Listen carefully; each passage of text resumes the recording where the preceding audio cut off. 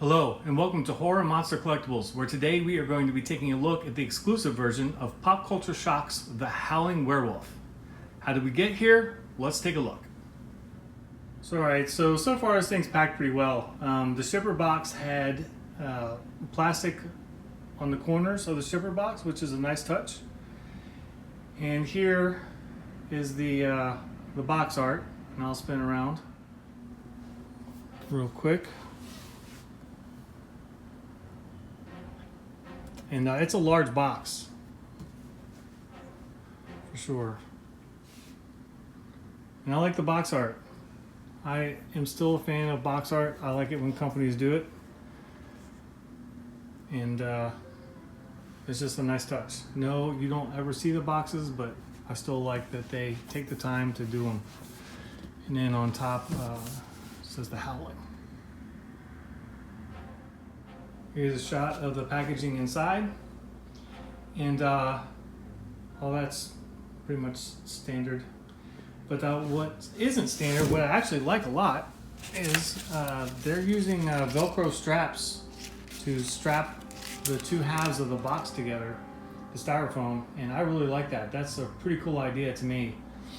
So I dig it. When it arrived, it was nice and tight, and it was easy to take apart. So let's get this thing out of the box. All right, before we start taking a look at the pieces here, I wanted to show you the card that they include. So mine is 158 of 300, and then there's a little smiley face sticker on the back. And then they also include a pair of white gloves for assembling the statue, which is very cool. I don't ever use them, but I love the inclusion. So let's take a look at this base. It is stout. Like super stout, very, very heavy. Here is the underside of it, and it's pretty massive. Let's set it up so we can kind of spin it around a little bit. Now the base has some nice detailing going on here. I will say that some of the features, though, don't seem to be scaled to each other. Like, I feel like this skull is a bit big. And in fact, just on scale-wise, this is more about a 1/3 scale skull, and the statue is supposed to be 1/4 scale. So that's kind of a disappointment, especially because it's larger than the Howling head sculpt, which is kind of confusing. And it feels like it's a little bit too big for this skull as well. I'm kind of spinning around.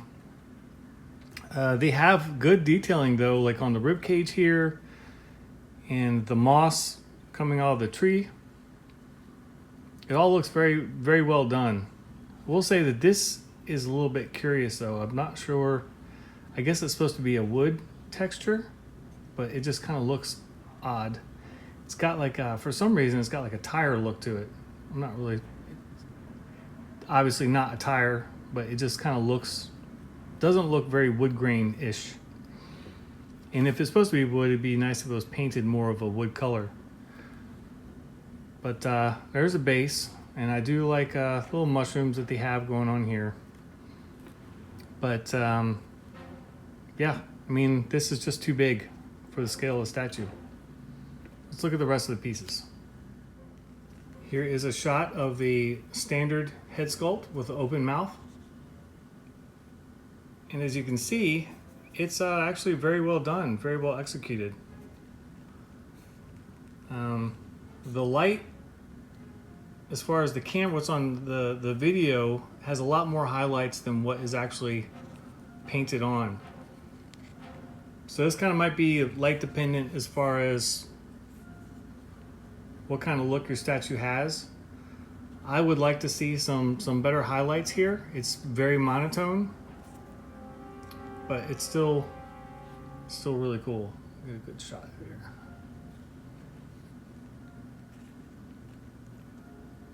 Again, I waited about 2.5 years for this piece, so I'm happy to finally receive it. So that's that guy. We'll set him aside, and we'll get the exclusive head sculpt with the closed mouth and the drool.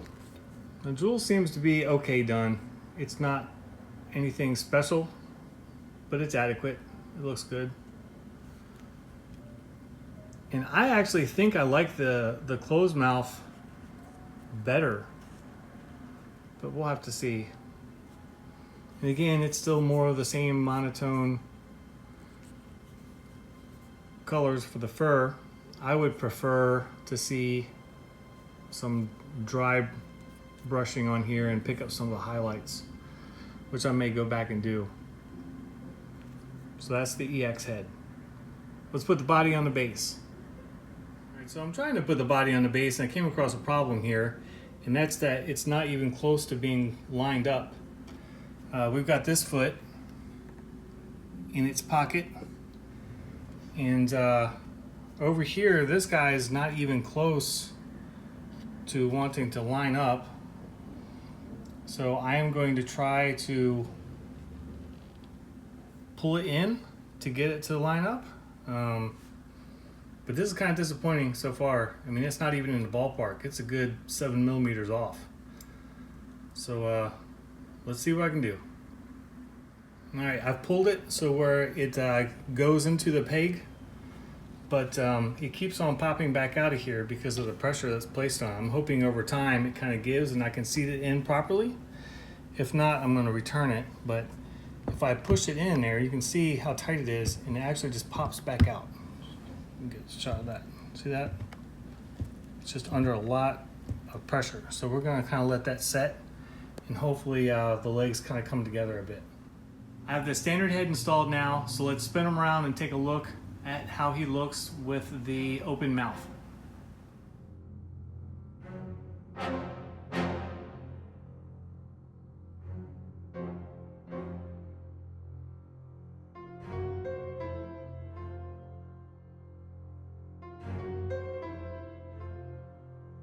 Here's the exclusive closed mouth head, and I will say that on both these heads, the magnet engagement to the body is very strong. There shouldn't be any kind of worry with the head falling off of this guy. It's a very good engagement, and also the fur seam between the head and the body is pretty well hidden, a lot better than they did on American Werewolf.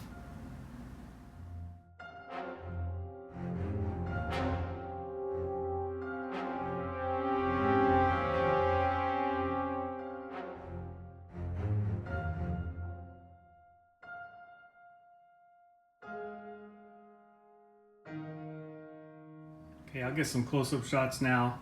I will say he's pretty big, so he's about 24 3/4 inches tall to about the ear, and the base is about 13 inches or so wide, and he's very, very heavy. Kind of take a look.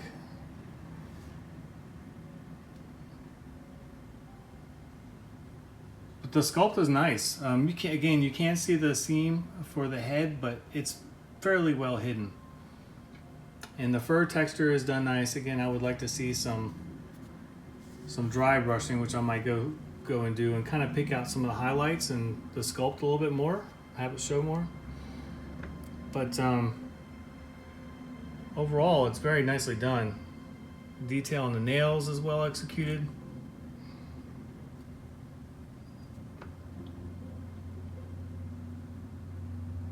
The biggest fallback here is the fact that it doesn't fit the base. The legs are spread out too far, and I don't know if that happened in shipping. Maybe it got hot and warped or what, but that would be my biggest complaint right now.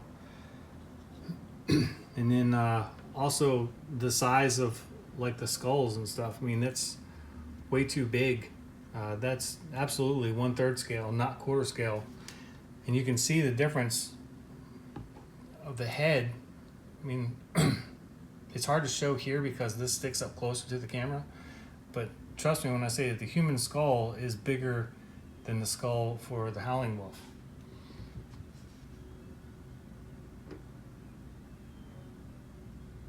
But overall, I think I'm gonna keep him. He looks pretty rad. I do wish he was 1/3 scale and not quarter scale, but and actually, you know, the more I think about it, it's kind of curious that he's not, because PCS typically does 1/3 scale stuff. This Darkness is 1/3 scale, and most of their Mortal Kombat stuff is 1/3 scale too. So final thoughts, he's pretty badass. The EX is definitely worth it on this one. Although I can probably swap out the head real quick. I'll give you a close-up of the other head, since they're pretty easy to swap out. I'm kind of torn about which one to display him with, just because this one looks pretty rad too. I don't know. But he's definitely a cool piece. I was thinking about maybe returning him, but I think I'm gonna hold on to him depending on if his leg settles back into place, or foot I should say. But anyway, we'll see. I'll keep you guys posted. So feel free to ask any questions, and feel free to like and subscribe, and I will see you guys later.